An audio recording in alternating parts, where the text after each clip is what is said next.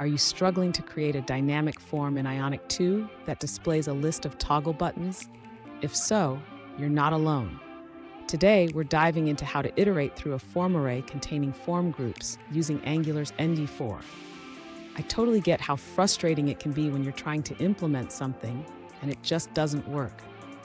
Many developers face similar issues when working with dynamic forms in Angular.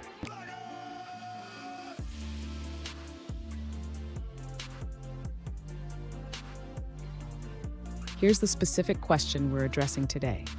One user asked, "Why am I getting an error when trying to find control with path in my form array?" They shared their code and the error message they received. Sound familiar? Let's explore this together. So, what could be causing this error? The issue often arises from incorrect form control names or structure within the form array. We'll break it down step by step to help you understand what's going wrong. And stick around. At the end of this video, I have a valuable tip that will help you avoid similar issues in the future. To address the error the user is encountering, we first need to ensure that the form array is correctly set up in the template. The user should verify that the form array is properly referenced in the HTML. Next, the user should check the structure of the form array in the component. It's important that each form group within the form array has the correct controls added to it. The user should also confirm that the control names in the template match those defined in the form group. This is crucial for Angular to find the controls correctly.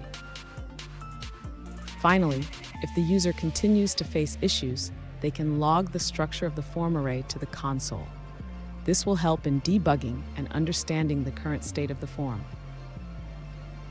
Fun fact, did you know that Angular was developed by Google? It's a powerful framework that makes building dynamic applications a breeze when everything works as it should. Now let's look at the answers provided by other users. An alternative approach suggested by another user is to create a custom pipe that converts an abstract control into a form array. This pipe, named as form array, allows you to easily work with form arrays in your template. In your template, you can utilize this pipe to iterate through the controls of your form array. This makes it easier to display the values dynamically. Here's a pro tip. Always keep your control names consistent between your TypeScript code and your template. This simple practice can save you a lot of headaches down the line. And there you have it. With these troubleshooting steps, you should be able to resolve the error and get your dynamic form working smoothly. If you found this video helpful, please subscribe for more tips and tricks.